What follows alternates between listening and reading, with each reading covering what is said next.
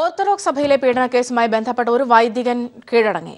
രണ്ടാം പ്രതി father job Mathew ആണ് കീഴടങ്ങിയത്. കൊല്ലത്തെ ഡിവൈഎസ്പി ഓഫീസിലെത്തിയാണ് കീഴടങ്ങിയത്. കുമ്പസാര രഹസ്യം ചോർത്തുമെന്ന് ഭീഷണിപ്പെടുത്തിയായിരുന്നു പീഡിപ്പിച്ചത്. രാജ്കുമാർ ചേരുന്നുണ്ട് വിവരങ്ങളുമായി. രാജ്കുമാർ, കീഴടങ്ങിയ ശേഷം ഇയാളെ ചോദ്യം ചെയ്യുകയാണോ? തിരുവല്ലയിലേക്കാണോ ഇനിയും കൊണ്ടുപോവുക? എപ്പോഴേക്കാണ്? മറ്റ് നടപടിക്രമങ്ങൾ എങ്ങനെയാണ്?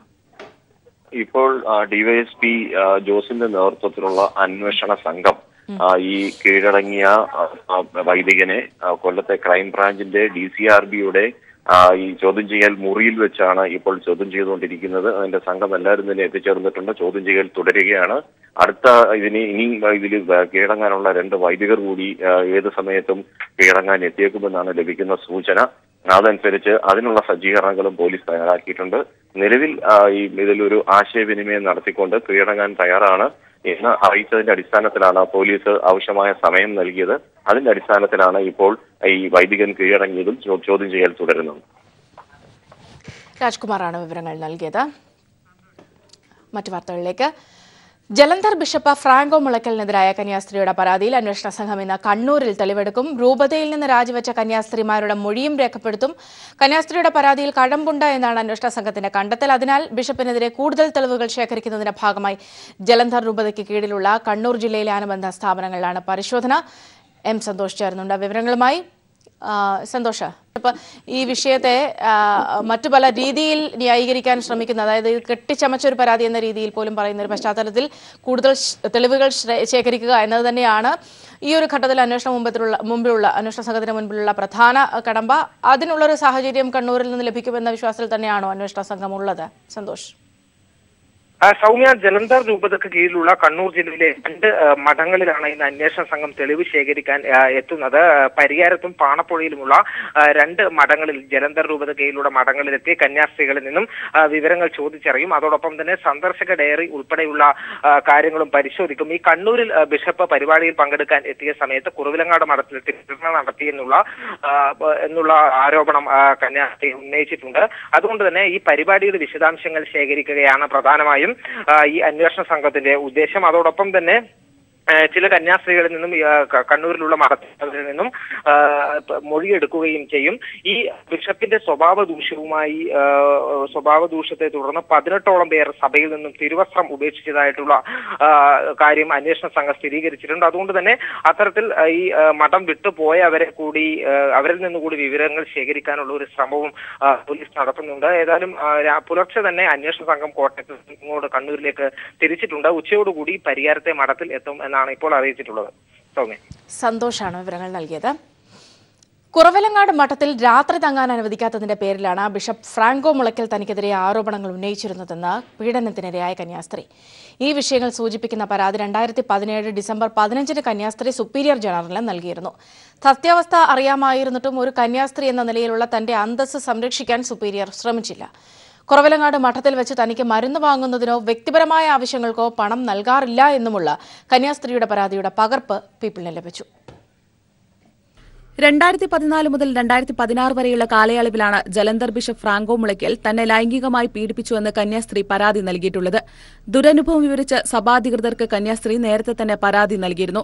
മാത്രമല്ല, ബിഷപ്പ് ഫ്രാങ്കോയെ കുറവിലങ്ങാട്ടെ മഠത്തിൽ രാത്രി തങ്ങാൻ അനുവദിക്കില്ല എന്ന നിലപാട് കന്യാസ്ത്രീ സ്വീകരിച്ചിരുന്നു. 2017 ജനുവരി 24നും 25നും ബിഷപ്പ് ഫ്രാങ്കോ മഠത്തിൽ രാത്രി തങ്ങുന്നത് താൻ എതിർത്തതിനാലാണ് തന്നെ കുറ്റാരോപിതയാക്കുന്നതെന്നാണ് കന്യാസ്ത്രീ സുപ്പീരിയർ ജനറലിന് അയച്ച പരാതിയിൽ പറയുന്നത്. ബിഷപ്പിനെ രാത്രിയിൽ മഠത്തിൽ തങ്ങാൻ അനുവദിക്കാത്തത് എന്തുകൊണ്ടാണെന്ന് സുപ്പീരിയർ ജനറലിന് അറിയാം. എന്നിട്ടും ഒരു കന്യാസ്ത്രീയുടെ അന്തസ്സ് സംരക്ഷിക്കുന്നതിനുള്ള ഒരു തീരുമാനവും സുപ്പീരിയറിന്റെ ഭാഗത്തുനിന്നും ഉണ്ടായിട്ടില്ല. പിന്നീട് ബിഷപ്പ് ഫ്രാങ്കോ ഇടപെട്ട് 2017 ഫെബ്രുവരി 9ന് മിഷണറീസ് ഓഫ് ജീസസിന്റെ കേരള ഇൻചാർജ് സ്ഥാനത്തുനിന്നും തന്നെ മാറ്റി. സ്ഥലം മാറ്റ കാര്യത്തിൽ ബിഷപ്പ് എന്തിനിടപെട്ടുവെന്നും കന്യാസ്ത്രീ ചോദിക്കുന്നു. 2017 നവംബർ 30ന് തനിക്കും കുറച്ച് കന്യാസ്ത്രീകൾക്കുമെതിരെ ജലന്ധർ പോലീസിൽ ബിഷപ്പ് ഫ്രാങ്കോ പരാതി നൽകി. തങ്ങൾ ബിഷപ്പിനെ ബ്ലാക്ക്മെയിൽ ചെയ്യുന്നുവെന്ന് ചൂണ്ടിക്കാട്ടിയാണ് പരാതി നൽകിയത്. ഇക്കാര്യം കേരളത്തിലെ ഇൻചാർജ് മുഖേന താൻ അറിയിച്ചിരുന്നുവെന്നും കന്യാസ്ത്രീയുടെ പരാതിയിലുണ്ട്. തന്റെ ഈ പരാതികളൊക്കെ കണ്ടുകൊണ്ടാണ് ബിഷപ്പ് ഫ്രാങ്കോ തനിക്കെതിരെ ചില കള്ളപ്പരാതികൾ നൽകിയതെന്നും കന്യാസ്ത്രീ ആരോപിക്കുന്നു. News bureau, Kottayam. അഭിമന്യു വധക്കേസിലെ 2 പേർ കൂടി അറസ്റ്റിൽ. കൃത്യത്തിൽ നേരിട്ട് പങ്കെടുത്ത കൊച്ചി വെണ്ണല സ്വദേശി അനൂപ്, മട്ടാഞ്ചേരി സ്വദേശി നിസാർ എന്നിവരെയാണ് സെൻട്രൽ പോലീസ് അറസ്റ്റ് ചെയ്തത്. അറസ്റ്റ് ചെയ്ത അനൂപ് ഗൂഢാലോചനയിൽ പങ്കാളിയാണ്. പ്രതികളെ രക്ഷപ്പെടാൻ സഹായിച്ച ആളാണ് നിസാർ. ഉമേഷ് ചേരുന്നുണ്ട് വിവരങ്ങളുമായി. ഉമേഷ്, എങ്ങനെയാണ് വിശദാംശങ്ങൾ? സൗമ്യ, അഭിമന്യു വധക്കേസുമായി ബന്ധപ്പെട്ട് 2 പ്രധാനപ്പെട്ട അറസ്റ്റുകളാണ് ഇന്ന് ഉണ്ടായിരിക്കുന്നത്. ഈ അഭിമന്യുവിന്റെ കൊലപാതകം നടക്കുന്ന സമയത്ത് സംഭവസ്ഥലത്ത് ഉണ്ടായിരുന്നവരാണ് 2 പേരും എന്ന് ചോദ്യം ചെയ്യലിൽ പോലീസിന് വ്യക്തമായിട്ടുണ്ട്. ഇതിന്റെ അടിസ്ഥാനത്തിലാണ് 2 പേരുടെയും അറസ്റ്റ് രേഖപ്പെടുത്തിയിരിക്കുന്നത്. ഒരാൾ കൊച്ചി വെണ്ണല സ്വദേശി അനൂപാണ്, രണ്ടാമത്തെയാൾ മട്ടാഞ്ചേരി സ്വദേശി നിസാർ. അനൂപ് ഈ കൊലപാതകത്തിന്റെ ഗൂഢാലോചനയിൽ പങ്കെടുത്തയാളാണ് എന്ന് ചോദ്യം ചെയ്യലിൽ പോലീസിന് വ്യക്തമായിട്ടുണ്ട്. നിസാറിന്റെ പങ്കാളിത്തം എന്ന് പറയുന്നത് ഈ കൃത്യം നടത്തിയ ശേഷം പ്രതികളെ രക്ഷപ്പെടുത്താനായി ഉപയോഗിച്ചത് നിസാറിന്റെ കാറാണ് എന്ന് കണ്ടെത്തിയിട്ടുണ്ട്. നിസാറിന്റെ ഉടമസ്ഥതയിലുള്ള ചുവന്ന നിറത്തിലുള്ള സ്വിഫ്റ്റ് കാറാണ് പ്രതികൾ രക്ഷപ്പെടാനായി ഉപയോഗിച്ചത്. ഇതിന്റെ അടിസ്ഥാനത്തിൽ ഈ 2 പേരുടെയും പങ്കാളിത്തം വ്യക്തമായതോടെയാണ് 2 പേരുടെയും അറസ്റ്റ് ഇന്ന് രാവിലെ സെൻട്രൽ പോലീസ് രേഖപ്പെടുത്തിയത്. 2 പേരെയും ഇന്ന് വൈകിട്ടോടെയായിരിക്കും കോടതിയിൽ ഹാജരാക്കുക. ഈ കേസിലെ പ്രധാനപ്പെട്ട അറസ്റ്റ് ആയതുകൊണ്ട് തന്നെ ഈ 15 അംഗ അക്രമി സംഘത്തിൽ ഉൾപ്പെട്ട കൂടുതൽ പേർ ഉടൻ വലയിലാകും എന്നാണ് നമുക്ക് ലഭിക്കുന്ന വിവരം. കാരണം ഇവരെ ചോദ്യം ചെയ്യുന്നതോടെ മറ്റ് പ്രതികളെക്കുറിച്ചുള്ള നിർണായകമായ വിവരങ്ങൾ ലഭിക്കുമെന്ന് തന്നെയാണ് പോലീസ് കരുതുന്നത്. ഇതോടെ ഈ കേസിൽ ഈ 2 പേരെ അറസ്റ്റ് ചെയ്തതോടെ ഈ കേസിൽ അറസ്റ്റിലായവരുടെ എണ്ണം 9 ആയിട്ടുണ്ട്. ആലപ്പുഴയിലും മറ്റും ഇത്തരത്തിൽ SDPI പ്രവർത്തകരെ കേന്ദ്രീകരിച്ച് അന്വേഷണം നടക്കുന്നുണ്ട്. സംശയമുള്ള പലരെയും ചോദ്യം ചെയ്തു വരുന്നുണ്ട്. എറണാകുളത്തും സമാനമായ രീതിയിൽ തന്നെ, എറണാകുളത്ത് മാത്രമല്ല സംശയമുള്ള കേന്ദ്രങ്ങളിൽ പലയിടത്തും പോലീസ് വ്യാപകമായ റെയ്ഡ് നടത്തുന്നുണ്ട്, തിരച്ചിൽ നടത്തുന്നുണ്ട്. സംശയമുള്ള പലരെയും കസ്റ്റഡിയിലെടുത്ത് ചോദ്യം ചെയ്തു വരുന്നുണ്ട്. ഇന്നിപ്പോൾ ഈ അറസ്റ്റിലായ 2 പേരും പോപ്പുലർ ഫ്രണ്ടിൻ്റെ പ്രവർത്തകരാണ് എന്നും പോലീസ് കണ്ടെത്തിയിട്ടുണ്ട്. നേരത്തെ തന്നെ അന്വേഷണത്തിൽ കണ്ടെത്തിയതുപോലെ ഈ കൊലപാതകത്തിന് പിന്നിൽ ഒരു ഗൂഢാലോചനയുണ്ടെന്നും ആസൂത്രിതമായാണ് ഈ കൊലപാതകം നടത്തിയത് എന്നും വ്യക്തമായിട്ടുണ്ട്. അത് കൂടുതൽ സ്ഥിരീകരിക്കപ്പെടുന്ന രീതിയിലാണ് ഓരോരുത്തരുടെയും അറസ്റ്റ് നടക്കുമ്പോൾ വ്യക്തമായിക്കൊണ്ടിരിക്കുന്നത്. ഏതായാലും ഈ പ്രധാന പ്രതി മുഹമ്മദ് അടക്കമുള്ളവരാണ് ഇനി പിടിയിലാകാനുള്ളത്. അവരെല്ലാം ഉടൻ തന്നെ പിടികൂടാനാകും എന്ന പ്രതീക്ഷയിൽ തന്നെയാണ് പോലീസ്. നിലവിൽ അറസ്റ്റിലായവരെ പോലീസ് വിശദമായി ചോദ്യം ചെയ്തു വരികയാണ്. രാത്രിയോടെ ഇവരെ കോടതിയിൽ ഹാജരാക്കും എന്നാണ് നമുക്ക് ലഭിച്ചിരിക്കുന്ന വിവരം. സൗമ്യ. ഉമേഷ്, ഒരുപക്ഷെ സുപ്രധാനമായ ഒരു അറസ്റ്റ് ആണ് ഉണ്ടായിരിക്കുന്നത്. ഉമേഷ് ആദ്യഘട്ടത്തിൽ സൂചിപ്പിച്ചതുപോലെ തന്നെ, കാരണം മറ്റ് ഒളിവിലുള്ള ആളുകളിലേക്കൊക്കെ എത്തിക്കാനുള്ള ഒരു സാഹചര്യം, അവരിലേക്ക് അന്വേഷണ സംഘത്തെ എത്തിക്കാനുള്ള ഒരു സാഹചര്യം, ഒപ്പം ഇതുമായി ബന്ധപ്പെട്ട് നടന്നിട്ടുള്ള ആസൂത്രണം കൂടി പുറത്തു കൊണ്ടുവരുന്നതിനുള്ള ഒരു സാഹചര്യം ഒക്കെ അന്വേഷണ സംഘത്തിന് ഒരുപക്ഷെ വലിയൊരു വഴിത്തിരിവിലേക്ക് എത്തിക്കുന്നില്ലേ ഇവരുടെ ഈ അറസ്റ്റ്? തീർച്ചയായും ഓരോരുത്തരുടെ അറസ്റ്റും ഈ കൊലപാതകത്തിന് കൂടുതൽ പ്രതികൾ വലയിലാവാനുള്ള സാഹചര്യം ഉണ്ടായിക്കൊണ്ടിരിക്കുകയാണ്. മാത്രമല്ല, പോലീസ് ആദ്യം കണ്ടെത്തിയതുപോലെ തന്നെ ഇതിന് പിന്നിലൊരു ഗൂഢാലോചനയുണ്ട് എന്നുള്ളത് കൂടുതൽ വ്യക്തമാകുന്നൊരു സാഹചര്യമുണ്ട്. ഈ അറസ്റ്റിലായവരുടെ കയ്യിൽ നിന്നും ലഘുലേഖ അടക്കം പോലീസ് പിടിച്ചെടുത്തിട്ടുണ്ട്. അത്തരത്തിലുള്ള നിർണായകമായ രേഖകൾ ഇവരുടെ പക്കൽ നിന്ന് പോലീസ് കണ്ടെടുത്തിട്ടുണ്ട്. അതുകൊണ്ട് തന്നെ ഇവരെ അറസ്റ്റ് ചെയ്യുന്നതോടെ ഈ കൃത്യത്തിൽ പങ്കെടുത്ത ആളുകൾ എന്ന നിലയിൽ ഇവരുടെ അറസ്റ്റ് നിർണായകമാകുന്നത് ഇവരിൽ നിന്ന് കൂടുതൽ പേരിലേക്ക് ഉടൻ എത്താൻ കഴിയുമെന്ന പ്രതീക്ഷ തന്നെയാണുള്ളത്. ഒരു ഘട്ടത്തിൽ ഈ പ്രതികൾ രാജ്യം വിട്ടു എന്ന തരത്തിലുള്ള പ്രചാരണം ഉണ്ടായിരുന്നു. എന്നാൽ പോലീസ് ഇപ്പോഴും കരുതുന്നത് ഇവർ രാജ്യം വിട്ടിട്ടില്ല എന്ന് തന്നെയാണ്. കാരണം ഈ കൊലപാതകമുണ്ടായി അധികം സമയമാവുന്നതിന് മുൻപ് തന്നെ വിമാനത്താവളങ്ങളിലേക്കും മറ്റും ജാഗ്രതാ നിർദ്ദേശം പോലീസ് നൽകിയിരുന്നു. അതുകൊണ്ട് തന്നെ വിമാനത്താവളം വഴി മറ്റ് രാജ്യങ്ങളിലേക്ക് പോകാനുള്ള സാധ്യത കുറവായി തന്നെയാണ് പോലീസ് കാണുന്നത്. അതുകൊണ്ട് തന്നെ കേരളത്തിനകത്തും പുറത്തും സംശയമുള്ള ഇടങ്ങളിലെല്ലാം തന്നെ പോലീസ് പരിശോധന ശക്തമാക്കിയിട്ടുണ്ട്. ഈ അറസ്റ്റിലായവർ നൽകുന്ന മൊഴി നിർണായകമാകുന്നതും അതുകൊണ്ട് തന്നെയാണ്. ഒരുപക്ഷെ ഇവരുടെ ഒളിത്താവളങ്ങൾ എവിടെയാണ് എന്നുള്ളത് പോലും ഇവർക്ക് പറയാൻ കഴിഞ്ഞേക്കുമെന്നുള്ളത് തന്നെയാണ് പോലീസിൻ്റെ പ്രതീക്ഷ. അതുകൊണ്ട് തന്നെ അറസ്റ്റ് രേഖപ്പെടുത്തി പോലീസിന് ലഭിക്കുന്ന ആനുകൂല്യം എന്ന് പറയുന്നത് 24 മണിക്കൂർ സമയമുണ്ട് കോടതിയിൽ ഹാജരാക്കാൻ. ആ ഒരു സമയത്തിനുള്ളിൽ തന്നെ പരമാവധി വിവരങ്ങൾ ഇവരിൽ നിന്ന് ശേഖരിക്കുക എന്ന് തന്നെയാണ് പോലീസ് ഉദ്ദേശിക്കുന്നത്. ഒപ്പം നേരത്തെ റിമാൻഡിൽ പോയവരെ കസ്റ്റഡിയിൽ വാങ്ങി ചോദ്യം ചെയ്തു വരുന്നുമുണ്ട്. അതുകൊണ്ട് തന്നെ ഇവരുടെ എല്ലാ മൊഴികളിൽ നിന്ന് സുപ്രധാനമായ വിവരങ്ങൾ ലഭിക്കുകയും അധികം വൈകാതെ തന്നെ മുഴുവൻ പ്രതികളെയും വലയിലാക്കാൻ കഴിയുമെന്ന് തന്നെയാണ് പോലീസ് പ്രതീക്ഷിക്കുന്നത്. സൗമ്യ. ഉമേഷാണ് വിവരങ്ങൾ നൽകിയത്.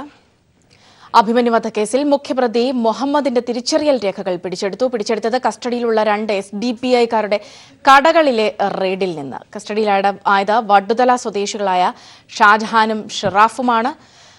വിവരങ്ങളുമായി ഷാജഹാൻ ചേരുന്നുണ്ട്. ഷാജി, എങ്ങനെയാണ് വിശദാംശങ്ങൾ?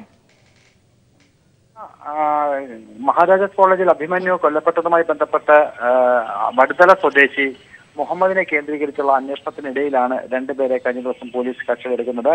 വടുതലയിൽ നടത്തിയ റെയ്ഡിൽ പോലീസ് ഇവരെ രണ്ടുപേരെയും കസ്റ്റഡിയെടുക്കുകയായിരുന്നു. പ്രധാനമായിട്ടും ഈ കൊലപാതകവുമായി വളരെ അടുത്ത ബന്ധം ഇവർക്ക് രണ്ടുപേർക്കുമുണ്ട് എന്ന് തന്നെയാണ് പോലീസ് സംശയിക്കുന്നത്. ഇതിന്റെ മുഖ്യ സൂത്രധാരനും അതോടൊപ്പം തന്നെ ഇവർക്ക് കായിക പരിശീലനം നൽകുന്ന ഒരാളെയുമാണ് ഇപ്പോൾ പോലീസ് കസ്റ്റഡിയെടുത്ത് ചോദ്യം ചെയ്തു വരുന്നത്. ഇവരുടെ കടകളിൽ നടത്തിയ പരിശോധനയിൽ മുഹമ്മദിന്റെ തിരിച്ചറിയൽ കാർഡ് അടക്കമുള്ള ചില വിവരങ്ങളൊക്കെ തന്നെ പോലീസിന് ലഭിച്ചിട്ടുണ്ട്. മാത്രവുമല്ല പോലീസ് കഴിഞ്ഞ ദിവസങ്ങളിൽ നടത്തിയ റെയ്ഡിൽ ലഘുലേഖകളും സിഡികളും അതോടൊപ്പം തന്നെ മറ്റ് തീവ്രവാദ ഗ്രൂപ്പുകളുമൊക്കെ ബന്ധമുണ്ടോ എന്ന് സംശയിക്കുന്ന തരത്തിലുള്ള ചില രേഖകളുമൊക്കെ തന്നെ പോലീസിന് കിട്ടിയതായിട്ട് സംശയമുണ്ട്. വളരെയധികം ജാഗ്രതയോടുകൂടി തന്നെയാണ് പോലീസ് ഇപ്പോൾ ഇവരെ ആലപ്പുഴയിൽ ചോദ്യം ചെയ്തു വരുന്നത്. ഇവരിൽ നിന്നും കൂടുതൽ വിവരങ്ങൾ ലഭ്യമാക്കാനുള്ള നീക്കത്തിലാണ് പോലീസ്. ഇതുമായി ബന്ധപ്പെട്ട് കൂടുതൽ ആൾക്കാർക്ക് പങ്കുണ്ടോ എന്നും പോലീസ് സംശയിക്കുന്നു. ഈ പിടിയിലായ രണ്ടുപേരാണ് ഇപ്പോൾ SDP-യുടെ പ്രവർത്തനത്തിൽ നിരന്തരം അവരുടെ ഗൂഢാലോചനകളിലും ഒക്കെ പങ്കെടുക്കുകയും അവർക്ക് നേതൃത്വം നൽകി വരുന്നതും ഇവർ രണ്ടുപേരുമാണ് എന്നാണ് പോലീസ് പറയുന്നത്. ഇത്തരത്തിലുള്ള ചോദ്യം ചെയ്യൽ ജില്ലാ പോലീസ് മേധാവിയുടെ നേതൃത്വത്തിൽ ആലപ്പുഴയിൽ തുടർന്നു വരികയാണ്. ഷാജഹാനാണ് വിവരങ്ങൾ നൽകിയത്.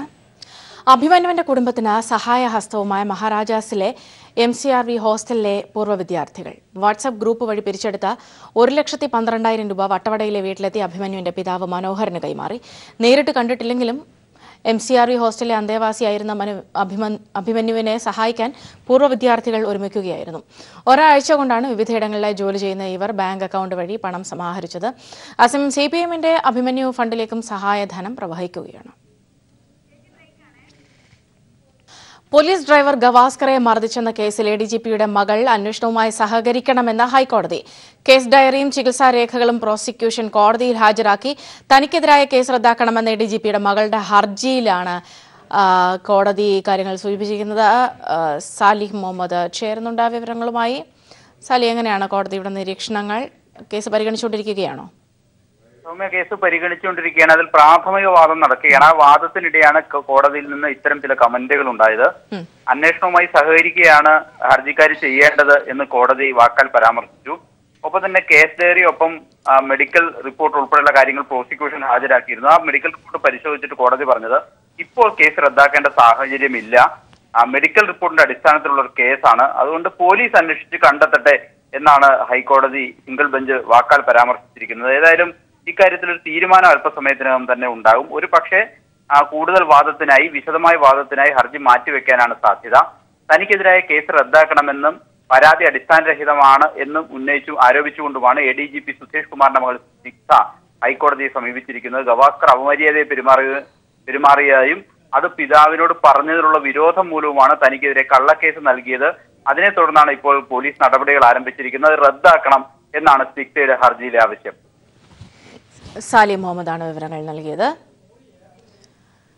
കൊല്ലത്ത് ശക്തമായ തിരയിൽപ്പെട്ട വള്ളം മറിഞ്ഞ ഒരാൾ മരിച്ചു. 3 പേർ രക്ഷപ്പെട്ടു.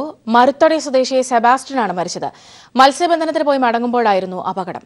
മറ്റു വള്ളക്കാർ ഇവരെ രക്ഷപ്പെടുത്തി കരയിലെത്തിച്ചെങ്കിലും സെബാസ്റ്റ്യൻ മരിക്കുകയായിരുന്നു. സംസ്ഥാനത്ത് കനത്ത മഴ തുടരുന്നു. കേരളത്തിലെ വടക്കൻ ജില്ലകളെ മഴ സാരമായി ബാധിച്ചിട്ടുണ്ട്. അതിശക്തമായ മഴ ജൂലൈ 14 വരെ തുടരുമെന്ന് കാലാവസ്ഥാ നിരീക്ഷണ കേന്ദ്രം അറിയിച്ചു. 5 വർഷത്തിനുള്ളിൽ ഇതാദ്യമായാണ് മൺസൂൺ ഇത്രയും ശക്തി പ്രാപിക്കുന്നത്. 3 മാസം കൂടി മഴ ശക്തമായി പെയ്യുമെന്നാണ് കാലാവസ്ഥാ നിരീക്ഷണ കേന്ദ്രത്തിന്റെ റിപ്പോർട്ട്. ശക്തമായ മഴയെ തുടർന്ന് മലപ്പുറം, വയനാട്, കോട്ടയം, ഇടുക്കി, പാലക്കാട് എന്നീ ജില്ലകളിലെ വിദ്യാഭ്യാസ സ്ഥാപനങ്ങൾക്ക് ഇന്ന് അവധിയാണ്. മലപ്പുറം ജില്ലയിൽ പ്രൊഫഷണൽ കോളേജുകൾ ഒഴികെയുള്ള വിദ്യാഭ്യാസ സ്ഥാപനങ്ങൾക്കാണ് അവധി. എന്നാൽ പരീക്ഷകൾക്ക് മാറ്റമില്ല. കോഴിക്കോട്, വയനാട് ഉൾപ്പെടെയുള്ള മലയോര മേഖലയിൽ താമസിക്കുന്നവർക്ക് ജില്ലാ ഭരണകൂടം ജാഗ്രതാ മുന്നറിയിപ്പ് നൽകിയിട്ടുണ്ട്. മലപ്പുറം ജില്ലയിൽ അതീവ ജാഗ്രത പാലിക്കണമെന്ന് കേരള ദുരന്ത നിവാരണ അതോറിറ്റി അറിയിച്ചു. മണ്ണിടിച്ചിലുണ്ടാകാനുള്ള സാധ്യത കണക്കിലെടുത്ത് ഇന്നു മുതൽ വയനാട് ചുരത്തിൽ വാഹനങ്ങൾക്ക് നിയന്ത്രണം ഏർപ്പെടുത്തിയിട്ടുണ്ട്. സ്കാനിയ, ടൂറിസ്റ്റ് ബസ്സുകൾ ഉൾപ്പെടെയുള്ള വലിയ യാത്രാവാഹനങ്ങളാണ് ഇനിയൊരു അറിയിപ്പുണ്ടാകുന്നതുവരെ നിരോധിച്ചിരിക്കുന്നത്. പ്രതിദിന റൂട്ട് പെർമിറ്റുള്ള KSRTC ഉൾപ്പെടെയുള്ള ബസ്സുകൾക്ക് സർവീസ് നടത്താനാകുമെന്നും കളക്ടർ അറിയിച്ചിട്ടുണ്ട്. കഴിഞ്ഞ ദിവസം ഇടുക്കി മൂലമറ്റത്തുണ്ടായ ഉരുൾപൊട്ടലിൽ വ്യാപകമായി കൃഷികൾ നശിച്ചു. മഴ ശക്തി പ്രാപിച്ചതിനെ തുടർന്ന് തീരദേശത്ത് താമസിക്കുന്നവർക്കും നദികളോട് ചേർന്ന് താമസിക്കുന്നവർക്കും സർക്കാർ ജാഗ്രതാ നിർദ്ദേശം നൽകിയിട്ടുണ്ട്. സംസ്ഥാനത്താകെ 39 ക്യാമ്പുകൾ തുറന്നു. വയനാട് 35, കോഴിക്കോട് 2, കൊല്ലം, പാലക്കാട് എന്നിവിടങ്ങളിൽ ഓരോ ക്യാമ്പ് വീതമാണ് തുറന്നിരിക്കുന്നത്. മണിക്കൂറിൽ 55 കിലോമീറ്റർ വേഗതയിൽ കാറ്റടിക്കാൻ സാധ്യതയുള്ളതിനാൽ മത്സ്യത്തൊഴിലാളികൾ ജാഗ്രത പാലിക്കണമെന്നും നിർദ്ദേശം നൽകിയിട്ടുണ്ട്. News bureau, Thiruvananthapuram. നിപ ഭീതിയെ നേരിട്ട ആരോഗ്യ പ്രവർത്തകർക്ക് അർഹമായ പരിഗണന ലഭിച്ച കേരളത്തിൽ സമാനമായ സംഭവത്തിൽ അനീതി നേരിട്ട വയനാട്ടിലെ സുലൈഖയുടെ കുടുംബം. കുരങ്ങുപനിക്കെതിരെയുള്ള പ്രതിരോധ പ്രവർത്തനങ്ങൾക്കിടെ ഈ രോഗം ബാധിച്ച് മരിച്ച സാമൂഹ്യ ആരോഗ്യ പ്രവർത്തകയായിരുന്നു ബത്തേരി കുപ്പാടിയിലെ കയ്യാലക്കൽ സുലൈഖ. അന്നത്തെ UDF സർക്കാർ പ്രഖ്യാപിച്ച വാഗ്ദാനങ്ങളൊന്നും നടപ്പായില്ല. ഏക മകനായ ഇബ്നു തന്റെ വിദ്യാഭ്യാസത്തിൽ ലോണ് പോലും തിരിച്ചടയ്ക്കാനാകാത്ത അവസ്ഥയിലാണ് ഇന്ന്. ഈ കുരങ്ങുപനി വ്യാപകമായ സാഹചര്യത്തിലാണ് ഈ ട്രൈബൽ കോളനികളിലൊക്കെ അതിൻ്റെ ബോധവൽക്കരണത്തിൻ്റെ ഭാഗമായിട്ടും ക്യാമ്പയിനിങ്ങിൻ്റെയൊക്കെ ഭാഗമായിട്ട് പോയിട്ടാണ് ഉമ്മ ഇൻഫെക്റ്റഡ് ആയത്. അപ്പോൾ അങ്ങനെയാണ് പെട്ടെന്ന് സുഖമില്ലാതാവുന്നതും മെഡിക്കൽ കോളേജിൽ വെച്ചിട്ടാണ് മരിക്കുന്നത്. സംസ്ഥാനത്ത് ആദ്യമായി കുരങ്ങുപനി സ്ഥിരീകരിച്ചത് 2014 ഡിസംബറിൽ വയനാട്ടിലാണ്. 11 പേരുടെ മരണത്തിനിടയാക്കിയ രോഗം. ചെതലയം PHCക്ക് കീഴിലെ ആശാവർക്കറായിരുന്നു അന്ന് സുലൈഖ.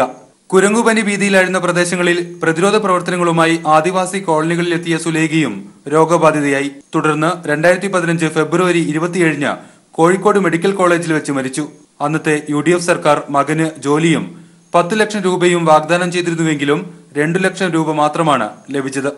10 ലക്ഷം രൂപ ധനസഹായവും ജോലിയൊക്കെ 10 ലക്ഷത്തിൽ 2 ലക്ഷം രൂപയെ കിട്ടിയിട്ടുള്ളൂ. വേറെ അപ്പോൾ അത് വെച്ചിട്ടാണ് ഞാൻ ഈ ജനസമ്പർക്ക പരിപാടിയിൽ ഇങ്ങനെ പരാതി കൊടുത്തിരുന്നത്. പക്ഷെ അതുകൊണ്ടൊന്നും അതിനൊന്നും ഒരു ഉത്തരം ലഭിച്ചിട്ടില്ല. ഇതുവരെ കാര്യങ്ങളൊന്നും ശരിയായിട്ടില്ല.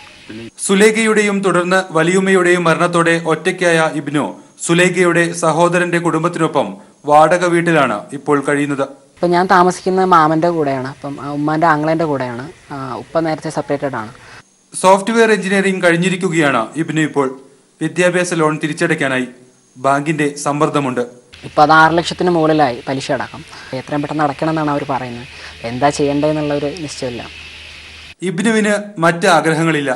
ലോൺ തിരിച്ചടയ്ക്കണം. തന്നെ സംരക്ഷിക്കുന്നവർക്ക് സഹായമാവണം. പുതിയ സർക്കാരിൽ പ്രതീക്ഷയുണ്ട്.